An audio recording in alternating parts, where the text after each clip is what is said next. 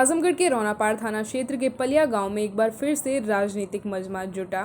इस बार आज़ाद समाज party Bhim army के प्रमुख चंद्रशेखर रावण यहां पर लाव लश्कर के साथ पहुंचे और सरकार को चेतावनी दी कि यहां पर दलितों के साथ बहुत जुल्म हुआ है। यह भी कहा कि जुल्म और ज्यादती जब ज़्यादा होती है तो सब्र का बांध टूटता है, सब्र का बांध टूटता है तो सैलाब आता है। इसके अलावा चंद्रशेखर ने शासन प्रशासन को यहां अपनी मांगों को माने जाने के लिए 7 दिन का समय दिया और कहा कि अगर तय समय पर मांगें पूरी नहीं होती हैं तो पंचायत शुरू होगी। इस दौरान आजमगढ़ के सभी पीड़ित दलितों को यहां पर बुलाया जाएगा और यह पंचायत तब तक चलेगी जब तक कि उनकी मांगें नहीं मानी जाती हैं। रावण ने कहा कि आजमगढ़ में अब तक दलित उत्पीड़न के 5 बड़े मामले उनके संज्ञान में आए हैं।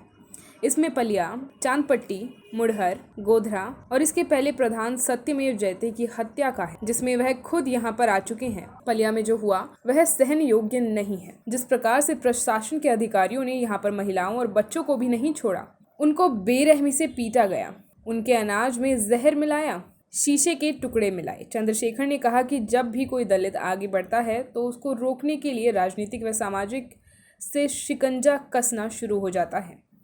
चंद्रशेखर ने कहा कि पलिया मामले में जो भी दोषी अधिकारी है उनके खिलाफ मुकदमे दर्ज होने चाहिए और जो पीड़ित हैं उनके ऊपर दर्ज मुकदमे वापस होने चाहिए।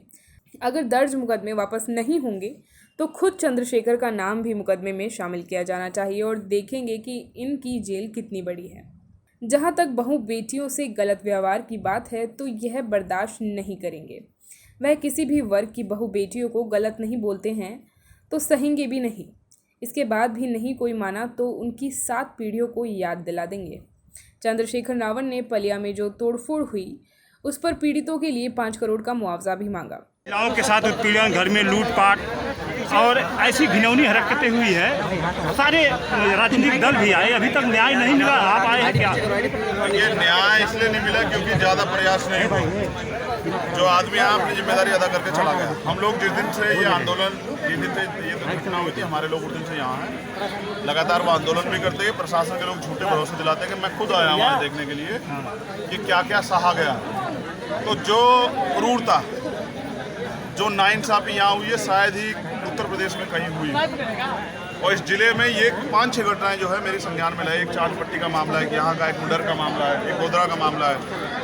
एक इससे पहले मैं आया था तो प्रधान सत्यमेव जयते की हत्या की गई। जो भी दलित वर्ग के लोग थोड़े से आगे बढ़ रहे हैं उन पर सरकार के लोग और यहाँ के राजनीतिक लोगों का शिकंजा कसने का जो है प्रोग्राम चल रहा है। एक तरफ प्रधानमंत्री कहते हैं कि 2 गज दूरी, मास्क का जरूरी, और वो ये भी कहते हैं कि प्रधानमंत्री आवास योजना चल रही है, सब लोग अपने अपने घरों में रहें।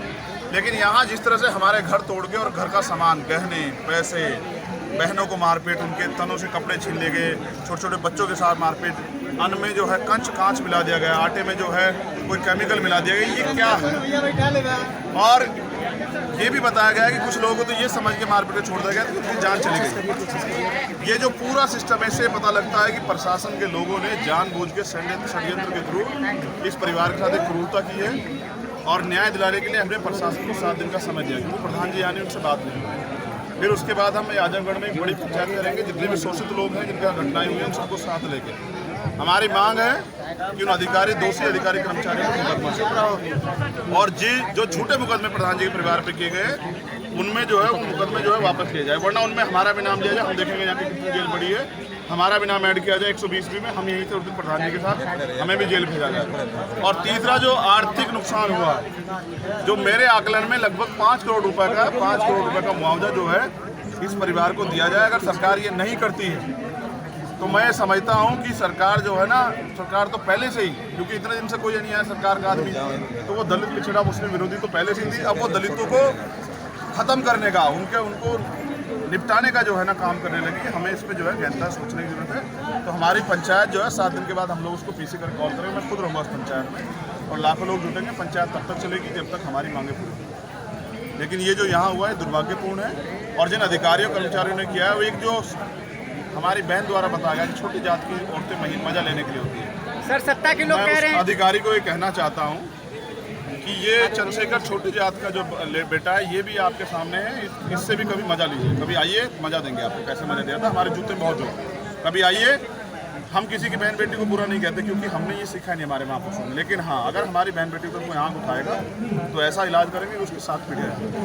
क्या कह रहे हैं सर 21 दिन हो गया, अभी तक आश्वासन ही मिल रहा है। 7 दिन का समय आप भी दे रहे हैं। अगर इन दलित परिवार के साथ न्याय नहीं होगा फिर आगे क्या होना है? मैं बता चुका हूँ। पहली बात तो ये है कि आश्वासन, इसलिए मैं आश्वासन देने वाला कोई नहीं है। मैं तो समय इसलिए दे रहा हूँ क्योंकि प्रधान जी आज यहाँ नहीं है। प्रधान जी अगर यहाँ होते, उनसे बात हो जाती तो मैं आज एक तारीख भी डिक्लेयर कर देता। सर, सत्ता के लोग कह रहे हैं कि राजनीति की जा रही पलिया के मामले में। हाँ, ये इतना जो घर बार तोड़ा है सत्ता के। आजमगढ़ से गौरव श्रीवास्तव की रिपोर्ट।